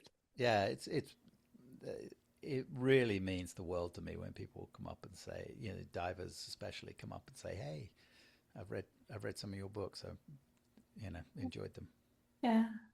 Well, hopefully being on the podcast will further your reach more. to some more divers out there. Absolutely. Yeah. Thank you so much. British ones. Yeah. I mean, my main market has been the US, because it is the biggest market. But I have, I think it's about 8%, 10% of my sales are in the UK, and actually I'm indie. I've been indie since I started, but I'm going what they call hybrid, with the AJ series only. Vinci is a publisher in the UK, and they have taken over the distribution rights for the print books. and they specialize in putting them in bookstores and stuff like that. So I'm Wow. really hoping that that goes well, and you'll be able to walk down to your local bookstore and grab an AJ Bailey novel. Yeah. So But I do mean, they're all you, available on Amazon right now. yeah, do you publish in different languages, or is it just? A little bit, yeah. I've done a little bit in Germany, not with the AJ series. I haven't yet. And Vinci have the translation rights, so they plan on doing translations, so they should be Mm, available. But my the Nora Summer and the Cat Cromwells are available in French, and I sell them in yeah, France. that's so cool. Yeah. Yeah. Yeah. Well, we better get on to our set Yeah. questions then. So one of our first questions is if you could take three people to the underwater world to experience it, they don't have to be divers, they could be past or present. Who are the three people you'd love to take underwater? Well, my first question back for you is I'm a thriller writer, so my first question has to be, am I bringing them back? Oh. Controversial. We've had this before with politicians and world Di leaders.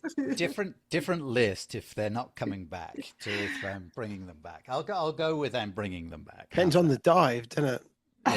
Yeah. There's plenty of people I can think of that I'd like to leave down there. But so the first one will be my dad. We lost my dad, excuse me, in 2019, and he had some he was very healthy, very fit. He rode a bike. He was in his early 80s when he was unfortunately knocked off his bike and killed. But he was still riding like a road bike. You know, he'd do 12 miles a ride 3 times a week and stuff, which is pretty amazing in his 80s. But he did have asthma, and he had asthma pretty bad when he was a kid, and it came back in his later years. So by the time Cheryl and I got my mum and dad somewhere where we could take them diving, he couldn't.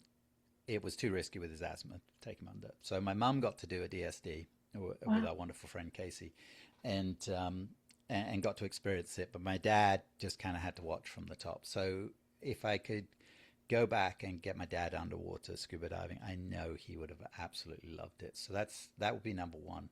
The second would be for here on the Cayman Islands. Bob Soto is a legend.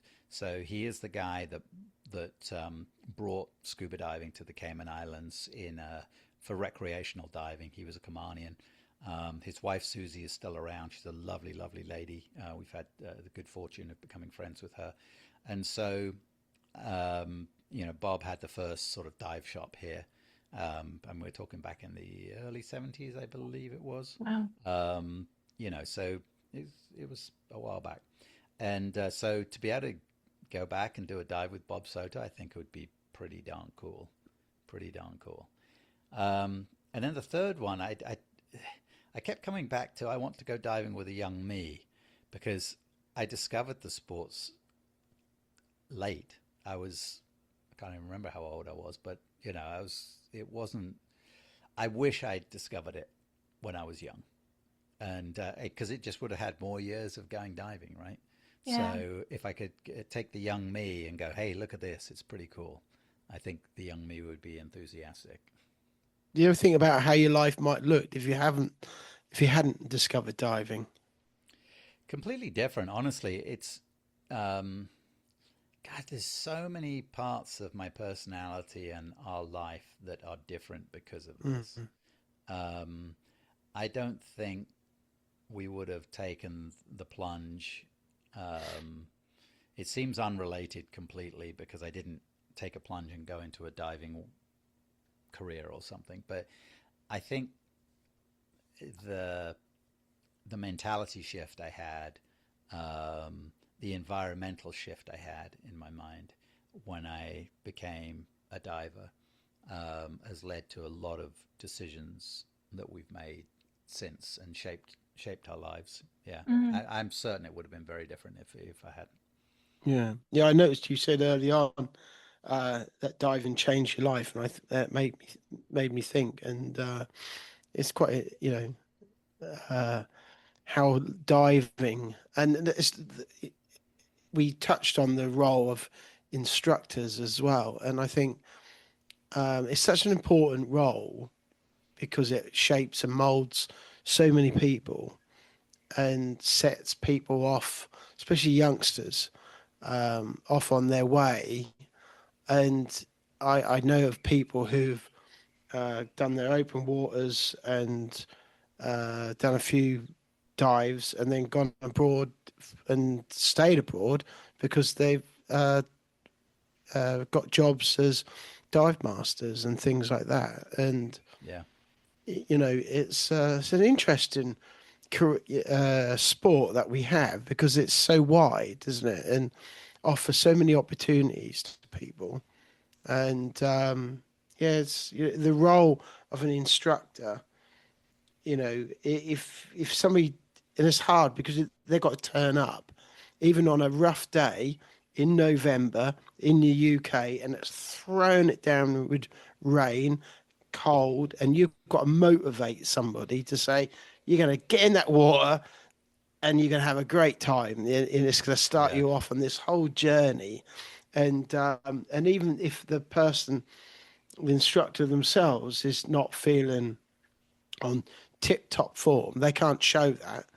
They've got to still turn up, be present, be on their A game, because it's not about the instructors, about that seed that they're putting in to the people in front of them. And it's a difficult one. And, It's a responsibility, though, isn't it? Yeah. big one. Yeah, Yeah. massive. And I think that gets forgotten along the way. I mean, I've been fortunate that we've been around a lot of really positive and good people, and wherever we go and come across dive ops, there's always you always find good people. You always find good people, Yeah. and it's I think what you're saying is super super important for them to remember. I taught car racing for many years and instructed, and it's boy. I know when you're teaching diving, I know it's exactly the same thing. You get a new person doing the same dumb thing the last new person did, right? So, but as a teacher, one of the things I learned was that it's very important to every once in a while go do something you don't know how to do. Take yourself completely out of your comfort zone, your environment, and do something. It can be something stupid like go play tennis if you've never played tennis. That stupid ball goes flying all over the place when you don't know what you're doing, and it comes at you really quickly, right? Yeah. And you think I'm going to do this, and then this ball flies at you, and you didn't do that. You just kind of stuck a racket in the way. Okay, that's because the movie plays really fast when you're learning something, and that's why it's really hard when you're learning something new. Everything's coming at you so fast. All experience does is slow the movie down. Everything slows down. Right, so now your brain has capacity for functioning, of doing lots of other things while it's doing these things that have become imprinted: muscle memory, repeatability. And so I think it's key for anyone that's teaching is to do something that's out of their wheelhouse and remind themselves how difficult it can be, and then it helps you with the patience side of things. Yeah. That's Yeah. good advice for for new divers as well, isn't it? Really. Well, anybody in any walk of Yeah. life, to be honest. Yeah, do something a bit out of your comfort zone, just kind of does ground you a bit more. Yeah, it gives you a bit of, like I said, that patience and understanding, because it can get frustrating. We used to teach in race car driving. You have people that come out and they work a job in the city and they've got this bucket list thing, or someone bought them a course to come do a 3-day racing school, right? And it was it was always interesting who did well in the guy who showed up in his fancy hot rod BMW was normally the worst guy in the school, and the lady that showed up that in her Honda Civic that had been dreaming of doing this for years and saved up and pays attention to absolutely everything you say tends to do a lot better. Yeah. Yeah. Interesting. Excellent. Yeah. That must be the second question, wasn't it? Oh well, we got some more. So, what gets you out of your comfort zone? I was trying to decide how to answer this.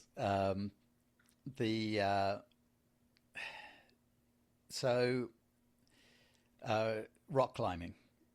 That's one thing. So we talk about doing things that are out of your zone. My wife is a great rock climber, Again, we both Really? started messing around with this late, yeah. And she's really good, and she did some amazing stuff that just blew me away climbing, and not Honnold level type stuff, but as a beginner climber, she really and she got to doing some lead stuff up some big crags and multi pitch and stuff like that. She was doing really good. I am a mediocre climber up to about 3 meters, and then it all goes to shit. So I am terrible. I'm not good with heights, but I really disappoint myself in the fact that I can't mentally overcome it. You know what I mean? Because it's fear is something it's a mental game, and for most situations I can mentally overcome it. And man, that when we go vertical, I'm done. We got into, because I got excited about it, and I've been really fascinated by climbing, big mountain climbing, mountaineering, right, with it up in the snow. And so we started getting into that. We started when we were in California, and we ended up flying up and doing Mount Rainier, which is like 14,000 feet, right? And so it's, start off headlamps, 4 a.m, roped in, ice axe, crampons, the whole bit, and I summited. And bucket list stuff is brilliant. And I can go up to a very steep angle and I'm fine. When it goes vertical, I'm done. And I don't know what it is between 70 degrees or 60 degrees, whatever it is, and straight up 90 degrees that messes me up. But that's my other thing that throws me off. And then the other thing that's my comfort zone has shifted, and I was going to make this comment about comfort zones. They change. What was in your wheelhouse when you were, or what you would try when you were young is different when you're older. And I actually tried more things older than I did younger. Really? Yeah, and it was really a self-confidence thing. And I think, and my wife, Cheryl, she talked about things that change your life. When I met her and we got married, we met in the late 90s, got married in 2000. I married in a year I could remember the anniversary and how many years it was. I waited until it was the year 2000. That's a hot tip, guys. Wait until a nice round number year, then you'll always remember it. Yeah, the maths is easy and you remember. So she really opened up. And when I talk about, scuba diving changed my life, we started getting the environment. It hadn't been that I disregarded the environment, because I didn't. It was always a concern. But when we went underwater and you start learning more about it and how we're living on this knife edge of this planet, actually making it, and there's certain things that are so important that we, as societies, we're managing to just brush under the carpet and do token amounts of stuff for. One thing about, we were in New Zealand, right, last year, and one thing that I'm going off all down, Doug and I are notorious for this on our podcast. We go down rabbit holes all the time. Oh, don't worry about that. But, yeah. So we were in New Zealand last year, and one thing that struck me when I left New Zealand was common sense is alive and well in New Zealand. Like, nowhere's perfect, right? But generally speaking, common sense prevails. So in New Zealand, they go, oh, that damages the environment and kills the trees and hurts the atmosphere. We're not going to do that. And they make changes and they don't do it. Like, they recycle and everyone does it. It's not like a chore. It's not like half the people do it. It's not like you have to incentivize them. They do it. And to me, it's like, where did we go off the rails where having a cheap hamburger is far more important than saving the frickin' planet? And I digress. Sorry, folks. Yeah, but it's so true. It's so true. Yeah. But that's how, your perspective on things shifts over time. And I think it's easy to say I was a race car driver when I was really young, so risk wasn't a problem in my brain. But actually, it was in a lot of other ways, risking certain other things. I moved countries when I was 21. That's fairly bold. I mean, it's a lot more done now, but back in, the 80s, certainly I wasn't unique in doing that by any way, but it was done less. And so I made some quite bold moves. But certainly diving opened up my mind. My wife opened up my mind. We got into doing a lot of hiking, a lot of the climbing, the mountaineering. I got her, well, she had already ridden motorcycles, but we rode motorcycles. We've got adventure bikes. We take camping gear on our adventure bikes, go up into the mountains, go climb to the top of a mountain in North Carolina and go camping for the weekend and stuff like that. So I don't think I would have done any of that stuff if it hadn't been for scuba diving opening up these doors for me. And the other point, this was the second one I wasn't sure I wanted to or should talk about, but the when you say a comfort zone. So I have a neurological condition, and it's called myoclonus, which is a broad scope of basically if you've got a neurological thing that's kind of weird and they don't know what it is, you've got myoclonus. And so it took them forever to diagnose, and you know, medical word's amazing, right? I was in hospital for like 5 days in a seizure ward. It would hooked up to machines to see, and I don't have seizures. It's not that, and all these things that they did. I had a guy stop my heart, and in tests, it's like, which I don't recommend, by the way. And, you know, those movies where people are like, you know, flatlining. Yeah, and they give them the paddles. Julia Roberts. And the hero jumps back up and goes, okay, I've shaken it off. I'm ready to go. Yeah, no. When you flatline, you do not feel like jumping up afterwards. I don't recommend it. So anyway, all this stuff. Anyway, I went to this one specialist, and she said, oh, yeah, it's myoclonus, so which is a blanket of stuff. We know very little about it. It's doubtful we can do anything about it. But anyway, do you know what a fainting goat is? Have you ever seen a fainting goat? Is that where they just go solid and keel over? Yeah, they make a loud noise next to the goat, and he goes and falls over. And then falls over. Is that not narcolepsy? No, it's different. And so they thought I might have narcolepsy at one point, but it's not. So I have this problem with, and it started in my mid-20s, but it would rarely happen. And then as I got older, it happened more and more. But if I'm surprised by something, a movement, a sound, someone knocks into me. I was playing basketball and get banged into, and I'd like drop the ball and fall over. And it was like, what the heck happened there? I was conscious, but I would just, like, my legs wouldn't work. I'd fall down. And everyone's looking at you like you're an idiot, you know, and it would happen every once in a while. Anyway, it started happening more and more, but there's not much they can do about it. But someone nicknamed it the fainting goat because occasionally I just fall over. But I'm so comfort zone. My comfort zone has changed as that has become more prevalent in my life. So there's certain things I just can't do. So, you know, walking up and down stairs, I have to focus on walking up and down the stairs. Like if you're going to talk to me when I'm walking upstairs, I don't know what you're talking about. You'll have to repeat it when we get to the top. I've got to actually concentrate. So dive boats are like the perfect fainting goat environment because they're moving all the time in directions you don't know. So I am the king of the 3 points of contact. But it never happens diving. It doesn't happen underwater. And thank goodness. But yeah, getting there can be a challenge sometimes. So comfort zone, I'm spend a lot of time out of my comfort zone. But as humans, we're amazingly adaptable. And you see this with these fantastic programs that take folks with disabilities and take them diving. We're around it a lot in the Keys, and we just saw a group out here in Cayman the other week. And I have so much respect for these people, both who do the courses and teach them and help the people, and the people that are actually doing it. But we're pretty resilient humans. If you put your mind to things, you can work your way around them. Yeah, and adaptable as well. That's got to change. Yeah, no, great answers. So then our final question: if you could have a billboard and you could put a statement, an image, a video, cover of a book on it even, what would you put on your billboard to the whole world and why? So I have a tagline that I've used for years now, and it's at the bottom of my newsletter. It's the sign-off that I use on the podcast when we say goodbye, and it's be cool to each other, because we need a little bit more of that. Like when I say a little bit more, we need a lot more.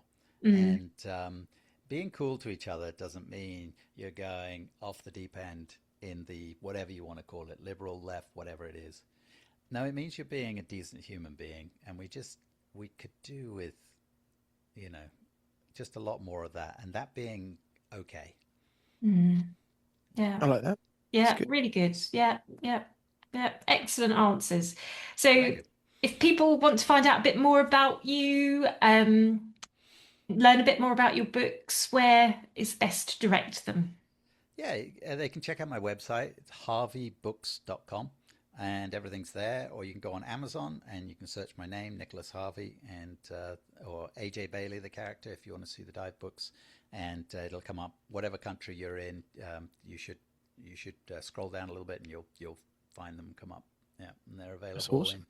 in ebook and print book. And as I said, these they're going to start having some new covers by the end of this year. By November, I think the first one comes out with Vinci in the print editions with some really fancy new covers that they've done for them.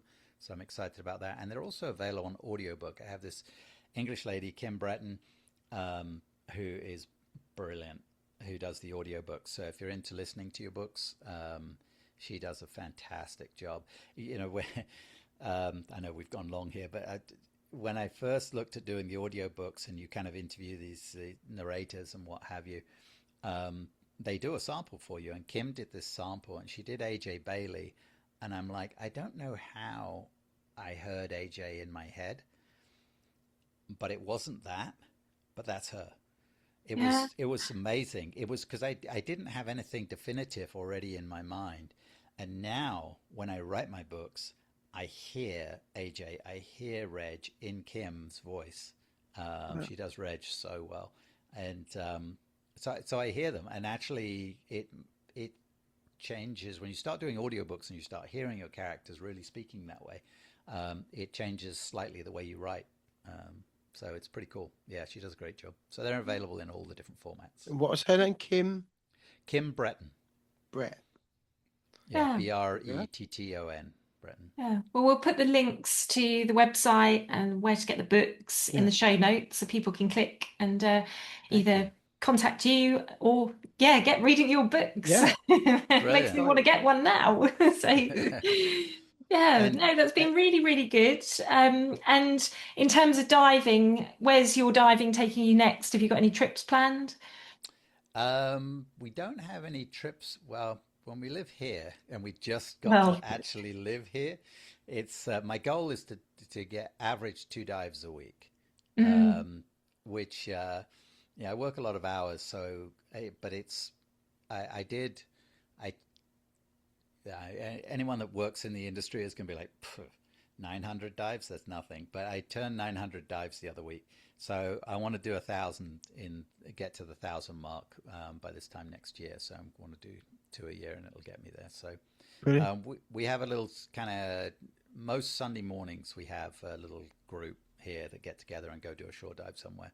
So that'll probably be this Sunday, or probably be the next one. That sounds awesome, doesn't it? Yeah, right on the doorstep. Yeah, it doesn't suck. No.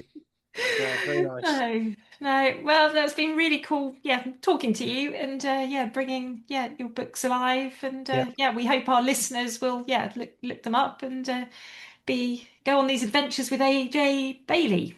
Yeah, it's good hearing you read out that passage. So brilliant. Good. Oh, thank you for having me on. This is great. I love the show. It's a great show, and I appreciate getting to chat about AJ. This is her world. So. Yeah. No, thank you. Well, we want to say thank you very much for Nicholas coming along and joining us on the Big Scuba podcast. A fellow podcaster, diver, author, and adventurer. Adventurer, amazing. Yeah, and rock climber, and race car driver, everything else. So yeah. But really kind of not full of himself with all those kind of things. It was really nice, sort of calm, and really on a level about appreciating being a diver and teaching diving as well, and being a dive master as well, which is absolutely. so important. Oh, definitely. and yeah, some really good stuff there.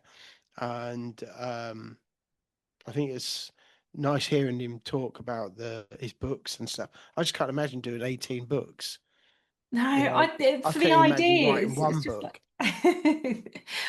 But I guess, if you get inside the head of your character, it's a bit Yeah. like, I'm just trying to think of books in. I can't.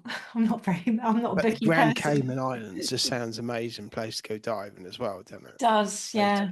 Yeah. And so nice that we've linked up with previous guests, Simon Morris being, doing the Yeah. statues, and Yeah. And Sarah Donahue as well, yeah, previous guest. yeah, Guardian Yeah. of the Reef. Yeah, I can visualize it now. Yeah. Yeah, I can. Yeah. Yeah. So, because I think he's done, well, he's done a few, hasn't he? Mm, Statues and things like that. And yeah. a link to Shearwater Dive Right as well. Yeah. Um, yeah, Yeah. so some good stuff. We hope you've enjoyed that, and thank you very much to Nicholas to come on and give us some of his time. Yeah. And of course, these episodes are all sponsored by the lovely people at Night at 90. So let's give them a little shout out as well. Yes, exactly. And also to just a reminder to like, share, follow these podcasts wherever you Comment listen to below. them. Yeah, share them with your friends. There's over 230 episodes now to listen to. So yeah, go back and have a peruse at all our guests. So Yeah, there's a lot yeah, of variety out there. and Nicholas came recommended from somebody else. So, if there's somebody who if you don't want to recommend yourself, that's fine. But there's somebody who maybe you follow and you think, hey, I'd like to hear their story, then don't keep it to yourself. Get in contact, and we'll invite them on, and we'll hear their journey. We'll hear about their story. Yes, yeah, yeah. And it doesn't matter whether they're a well-known person or just somebody that loves diving or has just got That's into what their scuba matters. journey. It's a Yeah. story to tell, and that's all that, we ask for. And you're there to inspire us, to inspire others, and yeah, just share your scuba love and your underwater love. Yeah. There's a lot of unsung heroes out there doing Mm, great stuff. So, yeah, if there's someone out there who you think we should hear from, then get them to make contact. That'd be absolutely. really good. Yeah. Leave us a 5-star review wherever you download this podcast, because that helps the old algorithms work. I've got no idea how algorithms work, but It just it helps. It just helps. helps. There we Yeah. go. So, and then if you've got any questions for either of us, then yeah, just drop them into our DMs or send us an email. The email's in the show notes. And I'm yeah, learning side mount, so yeah, if you want to know more about side woo! mount, you think, what's this side mount business? I've got no idea. If you're new to it, me too. So, but if you want to learn, get in contact, and I know the people to speak to, and I'll put them in your direction. Yeah, we'll be watching the journey, and then obviously we'll be out and about diving. We've got some trips to the Farne Islands coming up, so we'll be recording that and documenting it. So Yeah, yeah, just watch seeing this what we can space. find out there. Yeah. YouTube channel is out there as well. So that's recorded some of our adventures on and under the water and in our camper vans and motorhomes. So yeah, lots of variety out there. Lots out there, lots going on. So, thank you to Nicholas, thank you to Gemma, thanks to me, and that was It was the Big Scuba Podcast.